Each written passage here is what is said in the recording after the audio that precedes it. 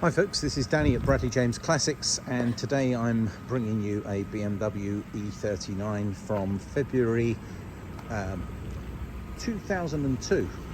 Now this makes it a facelift model of the ever popular 5 Series BMW, and I will be walking around the car very slowly and showing you a genuine warts and all impression of what this car looks like. It came in as a part exchange. We had actually sold a very, very low mileage version of one of these, and it's come from an enthusiast who knows his BMWs, and actually in his time he took it to the local BMW garage for continued servicing. So it does have a pretty impressive stack of invoices, old MOTs. It has its old logbook and then a rather well stamped up service book. Now it's covered, I will double check this, I believe it's 112,000 miles. It's the 530 SE, 112,000, that's right. So actually for this old M54 engine, that's with good servicing, I think it's fair to say this car's probably got a lot of life left in it still. Now it's a very shiny silver.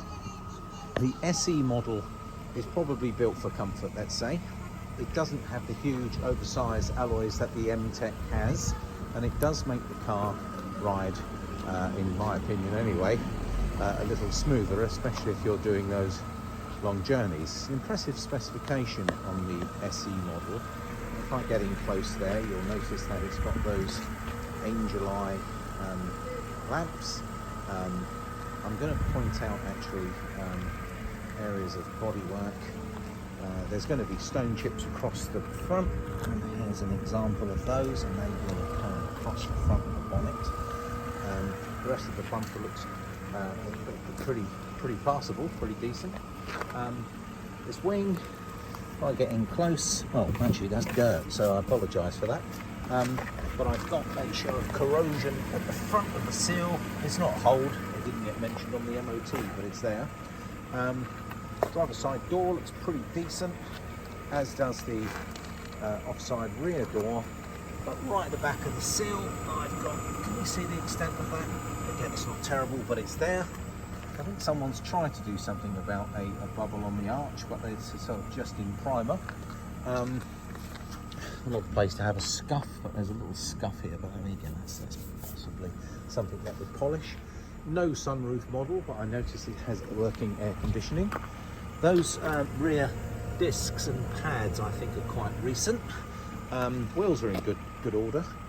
Looking around the back of the car, it looks like someone again was deciding to do perhaps a bit of DIY paintwork. So I've got some primer, and I think it was probably for this bubble, and probably around here. This is an area where someone looks like they've rubbed it down and never done any paint. So I think a bit of minor paintwork here and there would make this car look very nice, and as it is at the moment, these are just a few cosmetic areas. The rest of that bumper looks good, as does the rear wing, and actually so does the near side driver and passenger door. And if I get down on the seal, I've got a bit of a bubble there, it hasn't broken through. I've got a bit of a bubble in the middle, and it's always using the front here. The rest of this wing looks quite respectable. I did notice this bumper looks as if it might have come off its holder. That's probably, I don't think I fixed it, but I've moved it. That's a minor thing. It's very clean under the engine bay. And we're back at the front of the car again.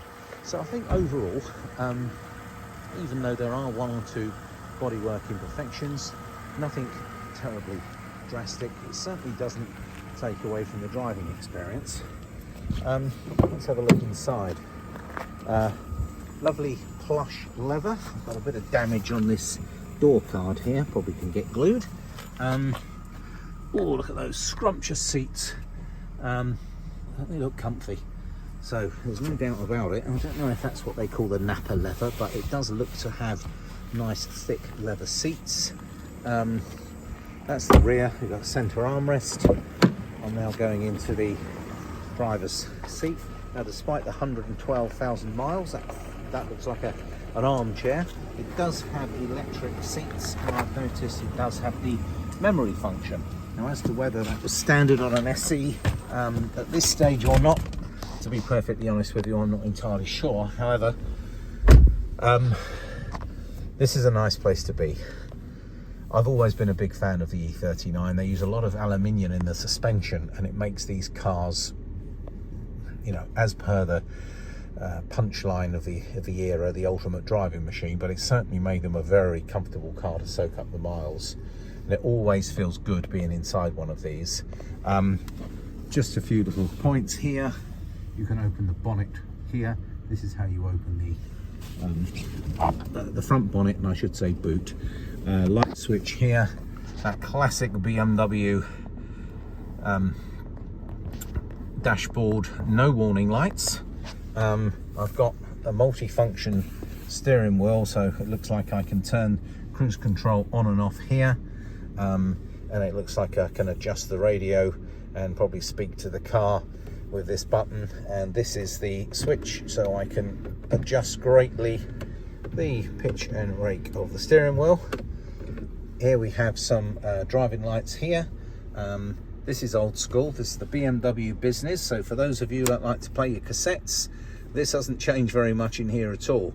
So you've got the BMW Business radio, and it even talks about taking Dolby tapes. How about that? So that's all built in. Air conditioning, you've got dual zone on here.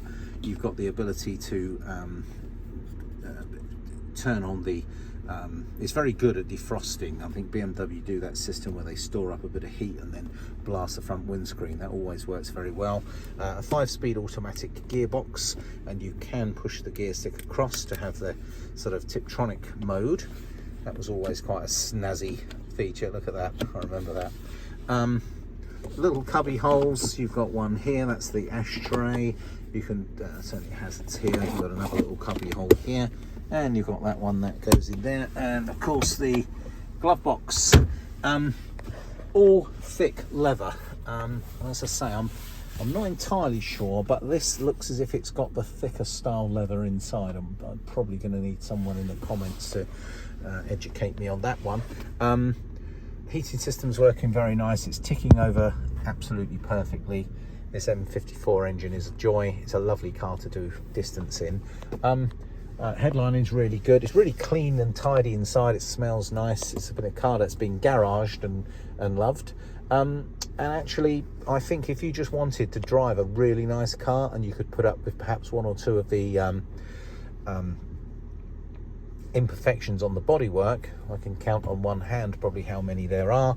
I think you'd be getting a very well-priced, highly usable 3-litre petrol BMW, which with this automatic gearbox is an absolute joy to drive. I have noticed that the price of, you know, admittedly lower mileage and probably near immaculate condition E39s, a lot of them are over £10,000. I saw one for £25,000. Admittedly, it only had 14,000 miles on, but it would appear that some of the specialists are managing to mark these cars up for a fortune. Now, this one's nowhere near that. This one's, you know, right down at probably the rock bottom price that you could expect to buy a nice BMW for. But being well serviced, being well specified, in a good colour, rather than being black like most of them are with silver, this has got a nice grey, excellent condition. And I still have my suspicions about this leather being next level leather, because I think they did do I think they call it Napa trim. Again, I'm not an expert, but it feels very high quality inside. Well, folks, this is 10 minutes looking at an E39 BMW with 112,000 miles on the clock. Lots of invoices and old MOTs come with the car, and having had an opportunity to drive it and have a look underneath it and look all around it, I'm happy to say that someone will be getting a very highly usable BMW. A little bit about performance on these. Well, certainly performance. I can tell you they got a 231 brake horsepower engine. These cars don't hang around. They're excellent motorway cruisers. In regards to the future, I can see prices going up. So if you can find a well-spec one that perhaps needs a little bodywork, I think this could prove to be a wise future investment. It just seems to have been well looked after. Nobody's really addressed professionally any of the little bodywork issues that have arisen. That's something that can be taken care of. But in regards to the mechanics, and the engine's been running throughout the whole video, by the way, and it's very, very quiet. So folks, thank you for watching the video of this rather lovely old girl, a BMW E39 from 2002. It's in SE spec, it's silver, and it does drive beautifully well. The facelift model, I think, does have I don't know, quite a nice look to it. I think I do quite like the SE stance, and I certainly like the comfort.